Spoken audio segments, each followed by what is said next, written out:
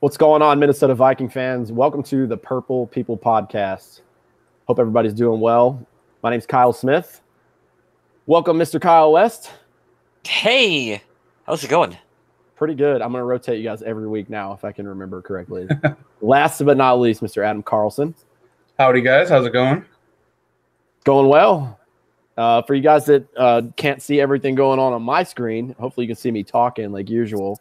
It's like an ESPN studio in here. I got the college football national championship playing right beside me. I'll give you a little bitty updates on that, but we're going to talk about playoffs today on episode number 284 of the Purple People Podcast, titled Playoffs, you say?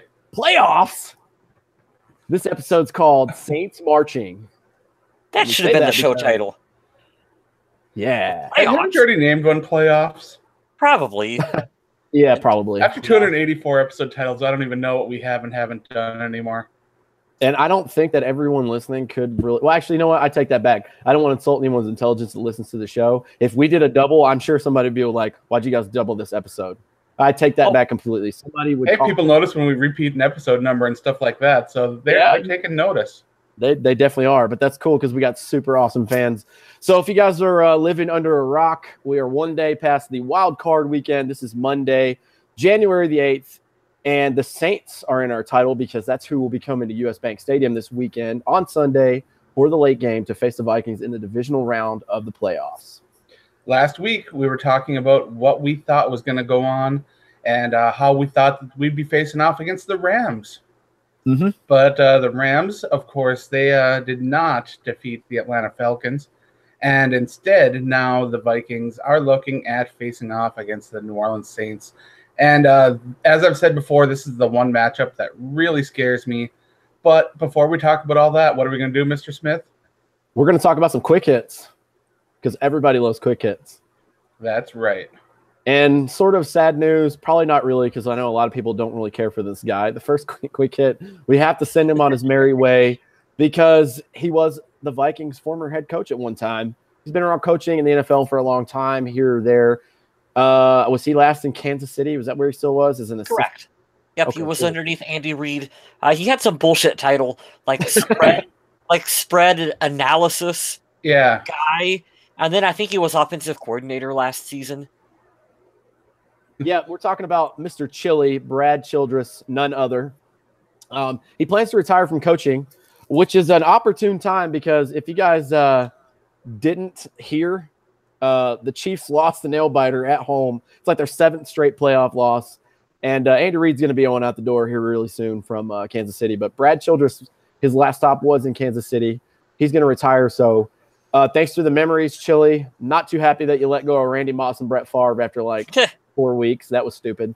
But I'm pretty sure that wouldn't have saved that awful season. But you did take us to an NFC Championship game. And, wish him nothing but the best. Brad Childress was incredibly difficult to like, as a person in general. I did not like him as the coach of this team at all. Well, let's be real. Brett Favre probably wasn't the easiest to get along with in 19 and 20 or 18 and 19 seasons. He could probably pretty much run out there and say, hey, this is what we're doing, because I think that's what happened a lot of the time. But having to do that hierarchy and chain of command, they butt heads a lot. So it was fun to hear about that and see it in little snippets here and there on sound effects. But yeah, I wish the guy good luck and Godspeed. And God knows he's made a lot more money than I ever will, so kind of jealous. Yeah, Brad Childress. I mean, this is a weird time for him to be hanging up his coaching helmet because there are going to be a lot of available openings with so many head coach transitions being made. He could easily shift right back into an offensive coordinator spot, but I think we're going to see a lot of new faces because maybe we are going to see more coaches. I was going to ask you guys that. What do you guys think? Because you made the good point. He's going to leave when there's a lot of opportunities. You think it's going to be like why Tony Dungy hasn't came back, or can't remember the guy's name from the Steelers that everybody still covets. You got to think about, are these guys just a little outdated? Like, yeah, they're close to the game, which is really cool, but that's what we talked about last week. John Gruden, I don't think he's going to do very well. He's been out of the game so long. It's a lot different than being close to, rather than, well, I'm an assistant head coach or I'm a defensive coordinator. It's really crazy, but you think that his window and his time is just the game has passed him, I guess. It very well may have. Yeah. The good news is that Brad Childress still has his other job as the Pringles logo to fall back on. Oh, man. Adam, that's one of the funniest you have ever said since I have been a part of this show. That's incredible. Like, Game ball this week goes to Adam's joke. I couldn't resist. Sorry, guys. Adam, that was a total Kevin Nealon SNL Weekend Update joke. It was. That was incredible. That was amazing. I'd like to welcome people to the chat. We have Dorian Foley, Eric Grendall here hanging out with us. Nice to have some folks in here hanging out. The usuals. What's up, Eric? What's up, Dorian? Update, college football national championship, air quotes, because we know, as you can see on my hashtag, the University of Central Florida are the real national champions here. They're undefeated. It's 3-0 Georgia, and they just got the ball back in the early second quarter. Keep you updated. But moving right along, speaking of head coaches and changes, the Chicago Bears have hired former Chiefs offensive coordinator Matt Nagy as the team's head coach. Pat Shurmur and George Edwards both interviewed with Chicago. This was really good news to me today when it went off at work, because that doesn't mean that Pat Shurmur is going to take his talents in the division and maybe haunt us, because there's still Detroit. Yeah, there's still Detroit left. Still Detroit. The best news here is that the longer the Vikings are in the playoffs, the better the chance that these teams are going to be scooping up coaching candidates from somewhere else. Exactly. And I was going to give Chicago credit. They do have a young quarterback who looks to have promise. They have some good pieces. I really think coaching was the issue in my personal opinion, of why they didn't do so well, because of John Fox. But I think he's got to get more talent. Chicago's got to get more talent out there on the field. I actually don't think Chicago's that bad defensively. And if they could have brought in Pat Shurmur to work with Trubisky, I think it could have been really good. Mm-hmm. But they decided to go with Matt Nagy. So best of luck to him on that decision. Yep, we're just tying all that stuff around. Former Chiefs offensive coordinator, Pat Shurmur jumping in there. I know we're talking about the Bears. We do everything on the show. That's right. Yeah. Pretty cool news and very awesome to see. Let's tie in the Pro Bowl with this, because a lot of people know Harrison Smith was snubbed from the Pro Bowl. We ain't playing in the Pro Bowl. We don't care. I think that he's the defensive player of the year. That's just me. And there is Vikings bias there. But when you put up the best safety numbers ever since Pro Football Focus was around, and have like a 98 or a 99 rating for the entire season, it's hard not to. He won't get the love because he's not a flashy name and we're not a big market, like Adam always reminds us. But this was really cool, and I'm sure this means a lot to him. He and Xavier Rhodes were named first team All-Pro by the Associated Press, and they're among some fantastic names on the defensive side. Everson Griffin and Adam Thielen were named second team All-Pro. So we have 3 defensive players and 1 offensive player on the All-Pro team by the Associated Press. What a great honor for all these guys. I mean, I'll still kind of argue that Linval should be at least first or second team, but it's those guys in the trenches that never get the respect they deserve, and sometimes it does fall back on name recognition, how much the player is visible.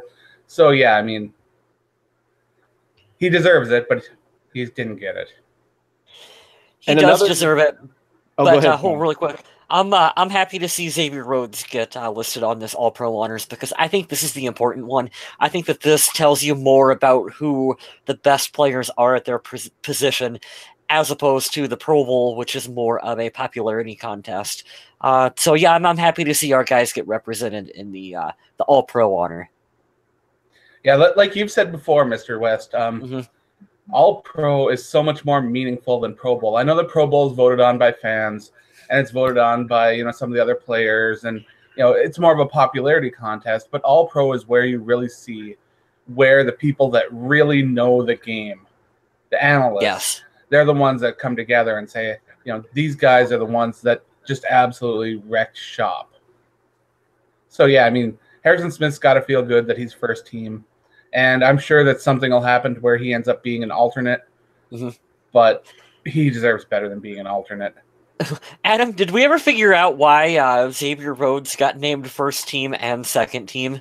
Well, he's not listed as a second team cornerback. He's listed as a second team defensive back. And while there is a difference there, I don't understand what it is or why they would list him twice. But I'm not going to complain one bit. Because he's so good, he gets first and second team honors. I mean, come on. I don't understand it, but like I said, I'll take it. Yeah, I thought that was really pretty cool. Yeah, that was next in the notes. There was a little mix up there. I don't know if it's still there. I don't know if it's just a typo or whatever, but it's Xavier Rhodes was so damn good. They named him in the second team All-Pro. Even though he was what they did, All-Pro, which is pretty funny. You know what else is funny? Adam did an article about this after it came out. Mike Zimmer is featured in a pretty funny and short NFL character commercial, which resembles something that you would see out of The Simpsons at the intro every time.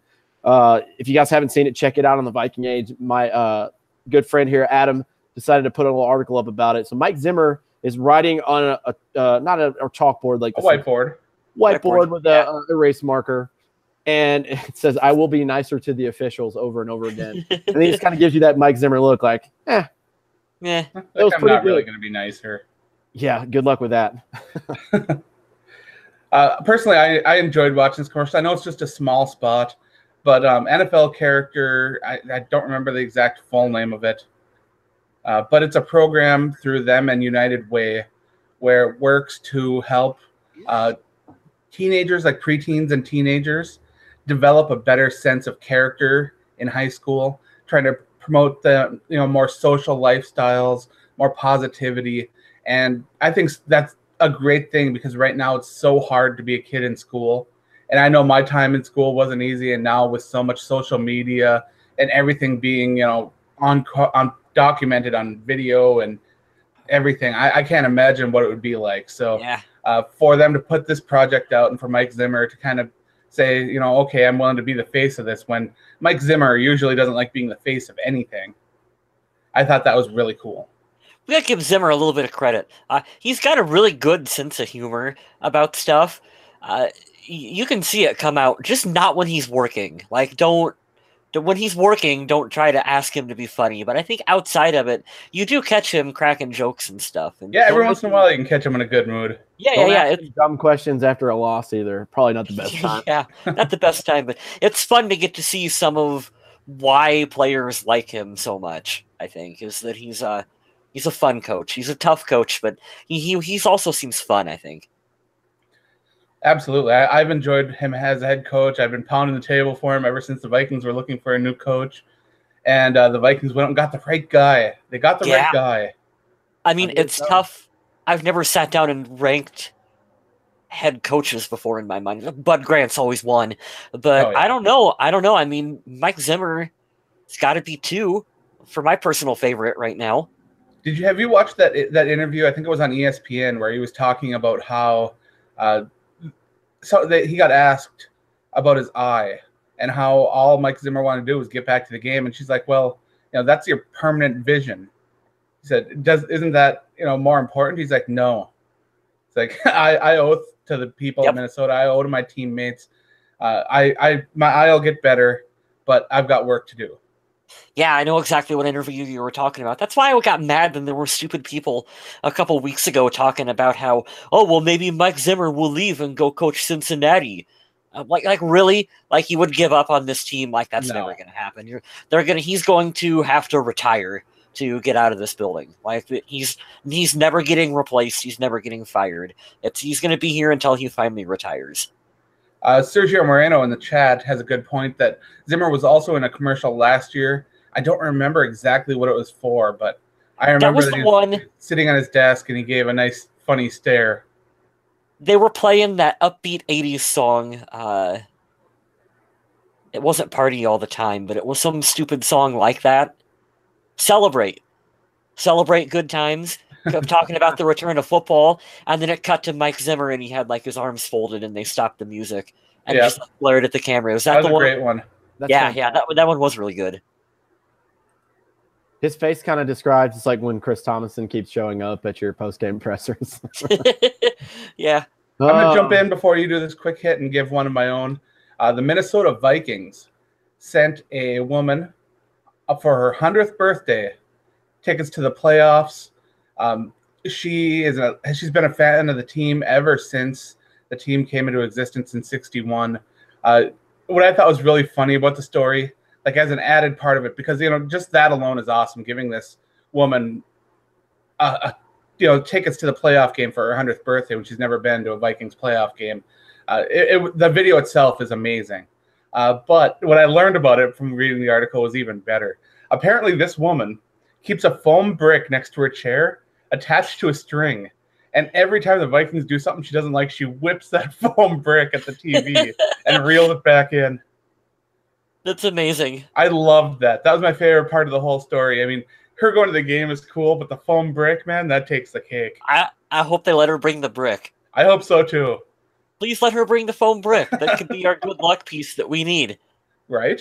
That'd be pretty cool. That's amazing. I like that. The last quick hit we have is Kyle Rudolph was named the Ed Block Courage Award recipient. That's pretty sweet. Yeah, voted by the players. He will represent the community for the team in a lot of different events. And let's be honest, Kyle Rudolph has always been one classy guy. He does a lot for charity, does a lot of events for kids. You couldn't ask for a better guy. I believe last year was Teddy Bridgewater. The year before that was Phil Lodeholt. So it is guys that are trying to overcome situations or guys that do a lot in the community. But either way, this should be a massive honor. So the main topic of this podcast here, we're going to preview the Vikings versus the Saints. Before we jump right into that, just to give you a little recap, the Titans went into Kansas City, as we talked about, and they won 22-21. I believe Andy Reid is done in Kansas City. I think prematurely Alex Smith is probably done in Kansas City because they've got a young guy with a big guy, big arm. There's going to be a lot of teams looking for quarterbacks. I think they're both done. That's just my prediction. The NFC, we saw I don't want to say the older team, but the more experienced team. The Falcons went into LA. Their defense showed up. And I think the Rams are about a year away from figuring out. They have a great young head coach, a good quarterback. They knows how to run everything together. But the Falcons beat the Rams. I don't have these scores up. I just remember that crazy Chiefs-Titans game because I couldn't believe that the Titans are going to move on and face New England, which is going to be just an absolute shit show this coming weekend. I will not watch that game at all. I'm going to watch it. I'll definitely watch it. I mean, I'm going to hope in a miracle and a prayer that it'll be close, but I believe that New England I think Tom Brady's game plan this whole week is to sleep and watch his wife walk around the house and do nothing because it's the Titans. Tom Brady that game's going to be rough. But the one in the AFC to watch is going to be the Steelers and Jaguars. Absolutely. I'm telling you right now, there's the absolute best chance of knocking off the Steelers in the playoffs. Yeah. That defense, and if Blake Bortles can pull off some sort of reasonable game, I do think that this could be an upset. It really could. We were talking about it today. You guys know I'm a big Le Batard advocate. I'll always until that show goes out. And they're talking about I don't know if you guys remember Chris Sims, the quarterback. He's doing a list, and he believes out of all the quarterbacks that are around, he is the 70th best quarterback in the world. He has guys like Matt Castle. Like Bortles? Yes, he has guys like Matt Castle and Deshaun Kaiser in front of him. And he says that he really holds that team back. And I watched him yesterday. If you guys didn't have it, just to take. Oh no, I know you're not going to agree with that, but I thought it was really funny. I mean, he's terrible, but he's not that terrible. He has Chad Henne in front of him at like 51.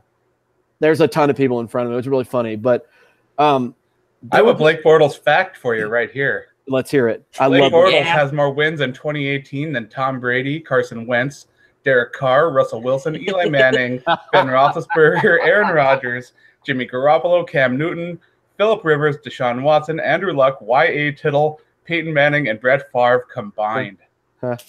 Hall of Fame stuff. Yeah. It's a Hall of Fame stat right Listen there. Those names. Hashtag Blake Bortles is the GOAT.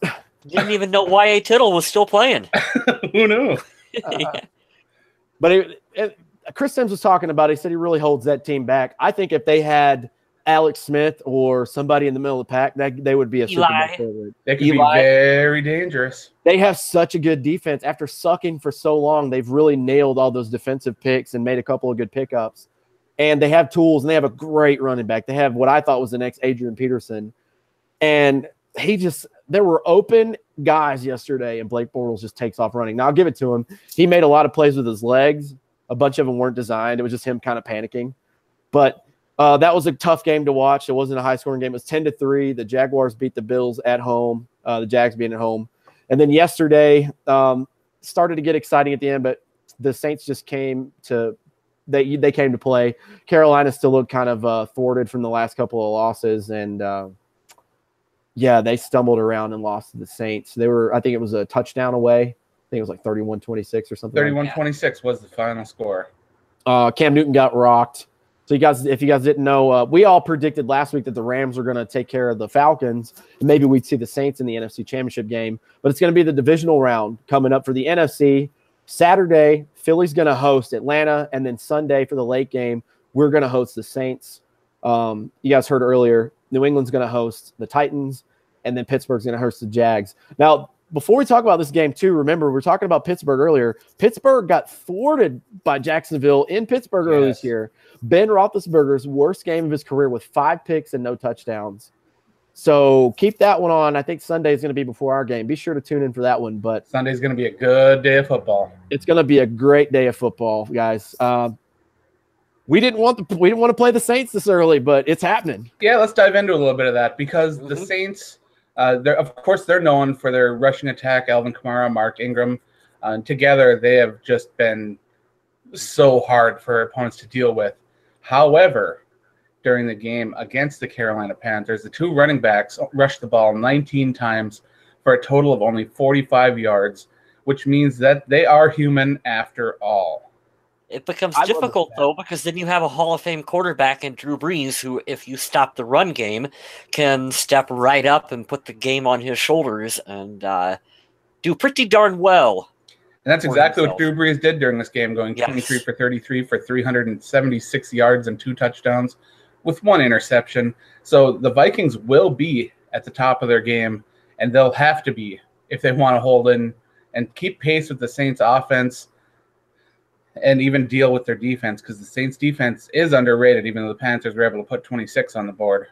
I'm going to go ahead and give you guys my take on it. Nobody's going to like this because we really like this guy because he played for us for 3 years. Captain Munnerlyn is one huge reason why they lost that game yesterday. Carolina needs a number 1 corner like Xavier Rhodes. They need safety help, and they need a number 1 wide receiver. Yesterday, it was 3rd and 10.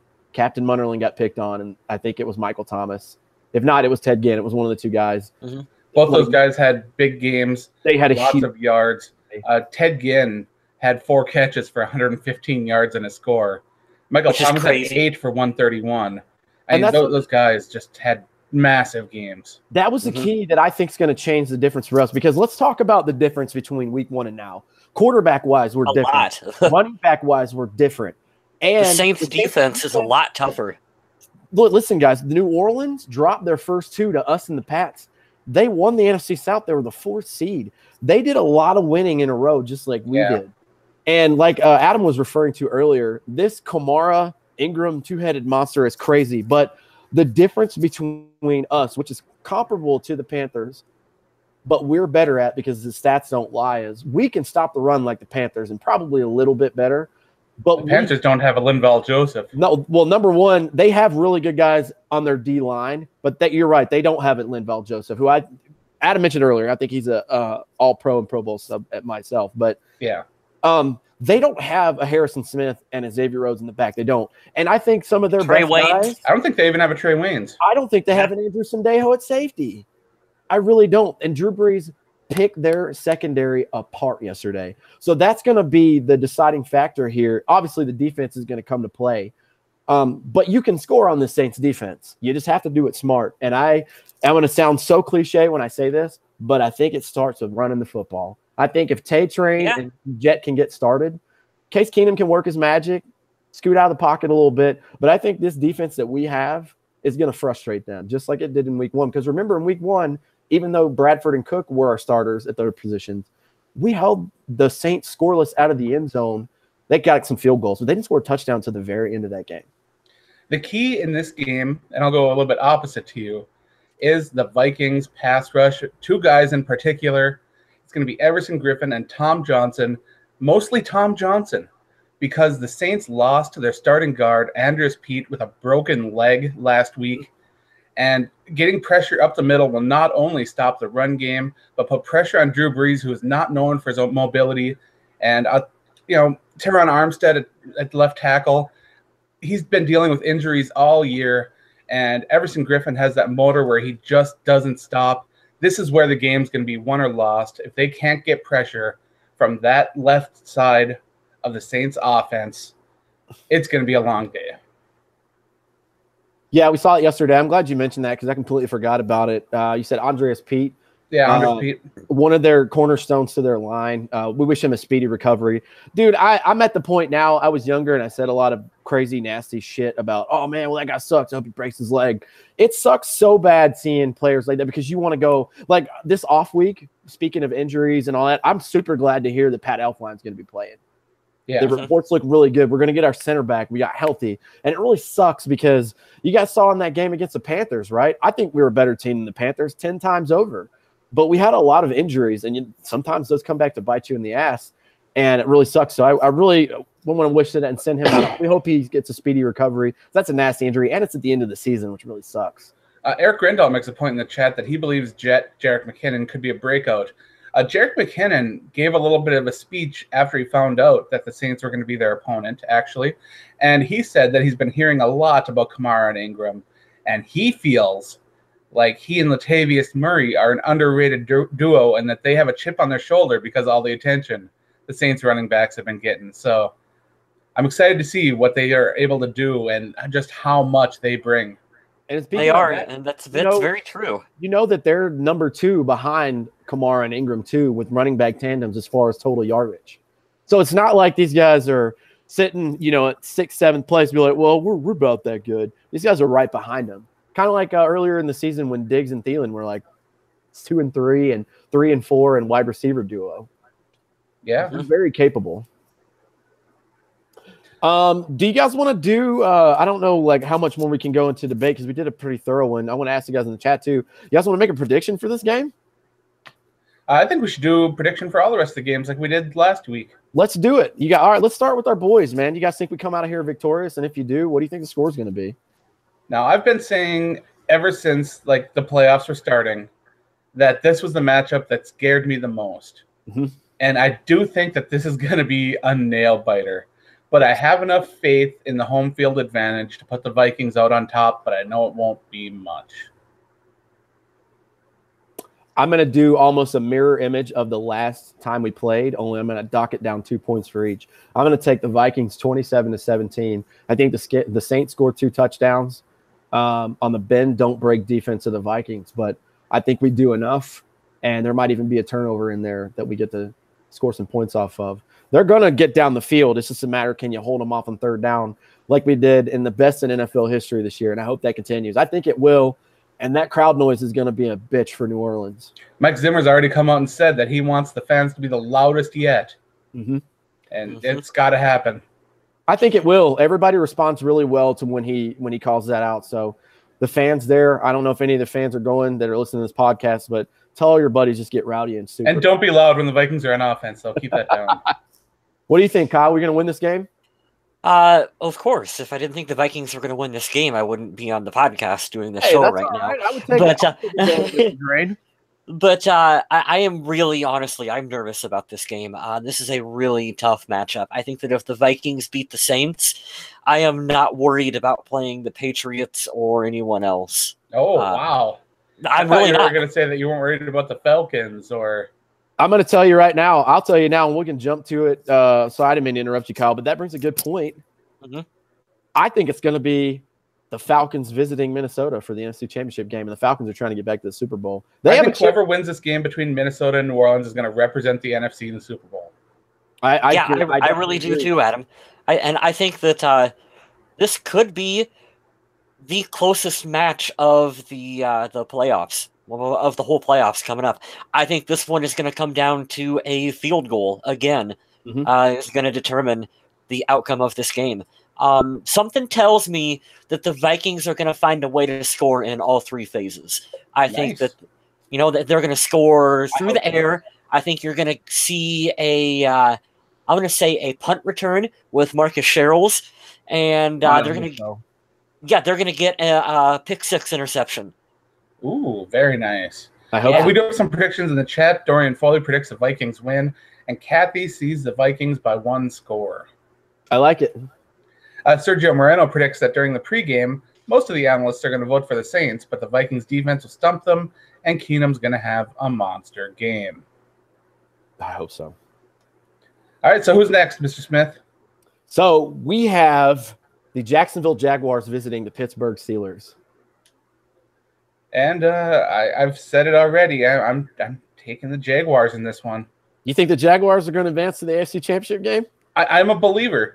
Defense wins titles, man, and defense is going to take them all the way to New England, and that's the matchup I want to see. I want to see the Jaguars versus the Patriots for the conference in the AFC. That's what I want to see.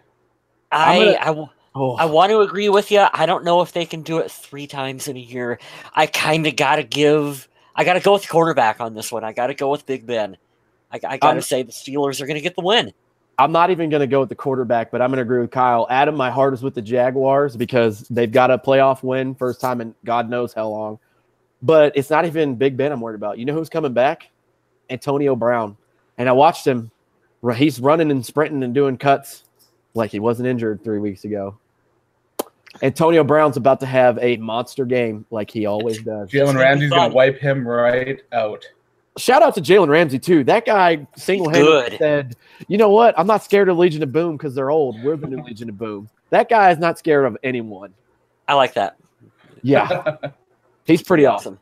But, yeah, me and Kyle will take the Steelers at home. I don't know. I got Jacksonville. I could see the Jags turning around and just being – the whole world's going to be like, are you kidding me right now? Saxonville with that pass rush and that tough secondary reminds you of a Minnesota defense, and that's they are. If anybody's comparable, it's going to be Jacksonville.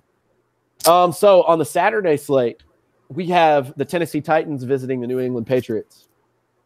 I don't think we really need to vote on this one, do we? Yeah, I think Marcus Mariota is going to throw 2 touchdown passes to himself. What do you think? I mean, this ain't going to be much of a game. I give them. They've done really well this season, but it will be the Patriots. I could offer me 15-point spread, and I still wouldn't take it against the Patriots. No way. I'm going to say it's going to be 38-14 New England. I think New England's going to run a clinic. Although I will say last week there was a sighting because I actually learned 3 of the players' names on the Titans. One, obviously, I knew Marcus Mariota. Derrick Henry said, "What's up? This is my show. I don't care if DeMarco Murray's out." And Delaney Walker's still pretty damn good. They showed some of his stats. He's a pretty good tight end. Hey, Derrick Henry did pretty good for me in my daily fantasy league. After that article that came out about the Patriots, I think Tom Brady is going to come out and he's going to play and want to make a statement against the Titans. And I don't think you want to play Tom Brady when he wants to make a statement. Or are we going to see the kind of behavior that we saw from the Bengals when they thought that their head coach was leaving? Yeah, if you guys didn't know, there's so-called drama in Foxborough. I think it's just a lot of hearsay, and I think that really I do think they probably all just want to smash each other's teeth in, kind of like being married after so long.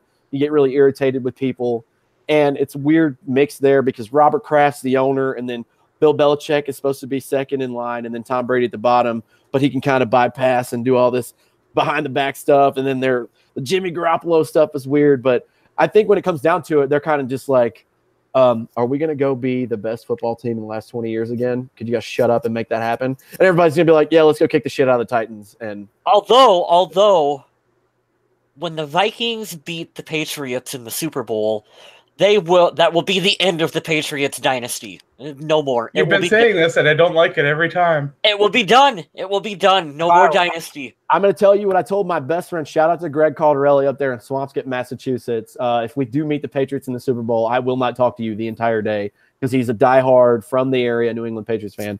There's no team that I'd rather beat more and no team that I'd rather not face than the New England Patriots in the Super Bowl. Right? Kathy says that Pittsburgh is going to beat the Jaguars, which you can't argue with that. Dorian Foley, who is upset with us for not giving his prediction, says that upset of the century will be the Titans winning. Kathy says she'd love to see Tennessee win and then have nothing to lose. Yeah, that's true. Tennessee really does have nothing to lose. No one expected them to really be this far this year. They're on borrowed time already, so why not keep borrowing? Go for it. And here's the dark horse pick and the dark horse game because it's going to be on Saturday as well. You got the Atlanta Falcons going to visit a Carson Wentz-less Philadelphia Eagles team. And I'm not going to lie. I'm sorry to say this language on here because I'm trying to stop all this nasty language, but they've looked really shitty the last 2 weeks. I don't care that Nick Foles threw 4 touchdowns. It was against probably, besides the Browns, the worst team in the league and the Giants. And then the Cowboys snuck a win in because I think they rested their starters. But Nick Foles just doesn't look good. No, and they wanted to get him a little bit of extra reps to get him to work with the offense. And yeah, a lot of teams don't have the luxury of having a decent backup quarterback on their roster. So it's something that's overlooked by a lot of teams. I mean, we saw the same situation in Green Bay. If they had a capable quarterback, they'd probably be in the playoffs. Yep. But given everything that happened, I want the Eagles to win just because of the story so far this year, how good they've been. And how exciting they've been to watch each week. But I can't in good conscience pick Philadelphia. I can't do it. I can't find the confidence because after seeing Atlanta have to rally just to get in for that 6th wild card spot, the 6th seed / wild card spot, sorry. After seeing them and thinking about their season, they haven't looked the same. They've been a little less firepower on offense, but their defense is still pretty good. They want to get back and get that taste out of their mouth from last year, from blowing the worst lead ever in Super Bowl history and losing that game in overtime to the Pats. They want to get back, and they're using their veteran experience on that team to beat these younger teams. And now that you can kind of pick on, and I'm not taking this anyway because I know a lot of Philly fans, and Philly has a damn good team, but their MVP went down. The MVP, arguably the league, went down. So now you've got a backup who doesn't look great. You know how to pick on him, and he's not going to give you the same production. I think Atlanta goes in there and beats them, and I think that they play the Vikings in the NFC Championship game in Minnesota. I'm still not looking past the Saints. I'm not willing to predict anything of the Vikings playing anyone past there.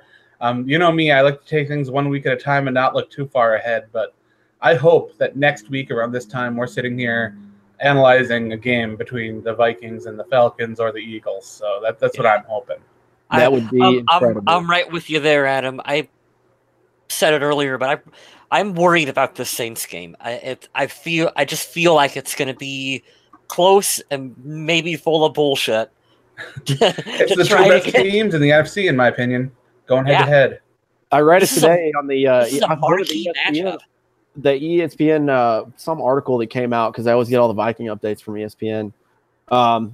Just like you can do at thevikingage.com on Fansided, you can get Vikings updates. It said that this may be the best game of the playoffs because they've done a cool stat that makes all the other guys that haven't been in the playoffs look like crap. How many playoff appearances has each quarterback had? Case Keenum, 0. Drew Brees, 13, 14, however many it's been. And then 30. Tom Brady has 30-something. Ben Roethlisberger has 20. It's a crazy line compared to the 1, the 2, whatever from these other guys. But I think it's going to come down to playing on the road because I don't like us when we play on the road. That's why I'm hoping we don't go to Philadelphia. But like you guys said, we got to take it 1 week at a time. I think the home field advantage is what helps us in the long run because I love us at home. It's going to be loud. I mean, the Packers are always enemy number 1 for the Vikings, but the Saints have kind of turned into enemy number 2. So I expect it to be a very loud, rowdy atmosphere at US Bank Stadium. There have been some articles going around about the Vikings' possible redemption tour. Yeah, I've seen a victory over the Saints, then a victory over the Falcons, and finishing it off with a win over the Steelers. Yeah, interesting. I have the 2018 NFL playoff bracket. That would be fun. And they have the Vikings beating the Pats, which is insane. But they had it. They also had us playing the Rams next week, so there's that. Yeah, that first day of the playoffs had those 2 upsets that really screwed a lot of people over. Yeah, we just got to beat the Saints, guys. Yeah, that's all we got to do. Yeah. 1 week at a time, figure out how to beat the Saints, and figure out what happens after that. But I'm with I'll close my whole deal on this out with a lot of people are calling this a revenge game. Literally the only guy that's still on the team from that 2009 game was Brian Robinson. And he said this might be a revenge game for the fans, but nobody else is on that team besides No, there's a revenge game for one person in this game. Who's that? Fullback Zach Line. Scored a touchdown last week. Crossed that goal line. Fantasy sure points. Did. But I don't know if I said this already, but both Kathy and Eric in the chat are saying Atlanta. So that is our preview for next week of the playoffs. Should be a great week of football. Hoping that everyone heading to the game at US Bank Stadium is loud and rowdy when the other team is on offense, trying to get those false starts, trying to get those delay game calls. Just make things as hard as possible on them. Each little 5-yard time or someone that doesn't hear their assignment or an audible is a big help to the team. So if you can be there, do it. Like you said, remember to quiet down when the Vikings are on offense. Absolutely. There was some problems with that, I think, the other week, and we got to have true home field advantage, if we're gonna win. So let's we got to do our part as fans too. It's true. Yep. Let's talk about the Survival League for a minute. Who's in it, Adam? Nobody's in it. What happened? This week was the end. Both Purple Skull Nation and Whimsical Cat Sitter were one strike away from being eliminated, and both teams chose the Kansas City Chiefs. Wow. So, as said at the beginning of the season, the final winner is going to go down to total points scored in the Super Bowl. If you either want to send those in an email, if you want to go on Facebook, message them to us, on Twitter, send us a DM, whatever. Just make sure that we know how many points you think are going to be scored in the Super Bowl between Whimsical Cat Sitter and Purple Skull Nation, who are the only two that are available for the grand prize here. Just let us know total points scored. And the winner, of course, will get the prize package. Out for you guys, if you guys are watching on there, to remind you so we can get that settled. Like usual, I'll be posting this up on the Facebook page. Hopefully, I know that Kathy is in the chat, and I believe she's Whimsical Cat Sitter, I think. Or maybe Purple Skull Nation, I don't know. But I believe one of you is there. And so send us over that message and let us know. Purple Skull Nation, you too. I hope you're listening because you could have some cool Vikings prizes on the way. What happens if they pick the same score? That won't happen because I'm optimistic. But if it does... Let's just wait till the numbers come in. If they both pick the exact number of points that both teams are going to score combined, then yeah. We may have to do something a little different, but I don't think that's going to be the case. And you know what? If that does happen, screw it. Maybe we'll send out 2 prize packages. I don't know. As long as they're not, working together on it or something. I don't know. But yeah, I want to see one winner. That's my goal, one winner. So send those on over. Eric Grendall says that he's got his Harrison Smith jersey ready. First wear of it. So there's the good stuff. Kathy says they'll cut the jersey in half and share it. Which is great. And congratulations to you, Kathy, on getting that far. I mean, great job. It's better than I would have done. That's for sure. I was out, week 15? Yeah, not good. Yeah. Or 14? Smith, did you play? No, I was just hoping that Craig wouldn't be there. So that's... Craig lasted until week 17. I don't know how he is so good at this game. He's good at this shit. He needs to get some Vegas betting. Yeah. Craig, this is all in jest, and we love you here at the podcast. So such a great guy. You're awesome, man. Yeah. It was just a matter of time, but seriously, couldn't be happier that you're not there. Saving us money on that shipping. Woot woot. Oh, update for the college football playoff national championship. Georgia is now up 12-0, about to be 13-0, pending a extra point try on Alabama. 7 seconds left going into the half. Wow. Sergio says that his number 22 jersey arrived today, and I'm not sure whether you're talking Harrison Smith or Paul Krause, but either way, good stuff. That's about all that I have for this week. Yeah, me too. Actually, if you give me just a second, I can run down something else that people might find interesting because, as you guys know, I really enjoy going to Vikings autograph signings. There's only one signing, I believe, this week that's free. It's Eric Stahl of the Minnesota Wild at the Minnesota Wild Hockey Lodge in Dina, Minnesota. So if you want to check that out, you can send us over a message. Otherwise, there are some paid appearances coming up. But if you're a collector like me, feel free to send me over a message, and maybe we can work on getting some ink together because autographed photos are awesome. Pretty sweet. Yeah, it's kind of a fun little hobby to have. Sergio confirmed that it is a Harrison Smith jersey, not Paul Krause. But like I said, either way, it's a winner. Harrison Smith, Defense Player of the Year. Let's do it. Yeah, Paul Krause, career leader in interceptions. Can't go wrong either way. Pretty awesome. Well, on that note, I do want to thank everyone for joining us in the chat, whether it's Sergio, Eric, Dorian, Kathy, or anyone else that hopped in, because I believe we had a few more earlier today. And I see, according to our viewer number down here, that we got some people stalking us and not commenting, but that's okay. Some people just like to watch. It's their thing. It's cool. We're all right with it. If I stand up and put my finger in my belly button, will you comment? Thank you. But please remember to give us a like. You can subscribe to us. You can hit that bell to get notifications when we go online. You can chat with us on our Facebook page, at Purple People Pod, on the Twitter. There's so many great ways to interact with us. And hopefully next week we'll have a social media question to ask you guys about the football game, because those are fun. I love your answers. You can check out our personal stuff on Twitter as well. All those links are down below. I've got the Viking Age, where I read about the Vikings all the time. Today I wrote a couple articles, and I hope you check them out. I've also been writing a lot of stuff over on Undead Walking, especially with the comic book, because there is so much crazy stuff going on right now in those Walking Dead comics. You were tweeting about the comic book doing something really big. Really big. Yeah, and I'm interested to see what that is. And there's a rumor that the show is going to skip ahead to that storyline, so very interesting. Ooh, we got a creeper that came out. Yeah. Kissel says, I'm cleaning my kitchen. You guys are awesome. Love to listen. Hey, thanks for popping in and saying hi. We appreciate it. What was the name again? That was Nate Castle. Nate Castle. All right. Yeah, always good to see a new face on there. That's amazing, because I do the same thing. I clean when I listen to podcasts as well, too. Yeah, it's a great way to do it, especially when you can listen to some football. We all love football. Mm-hmm.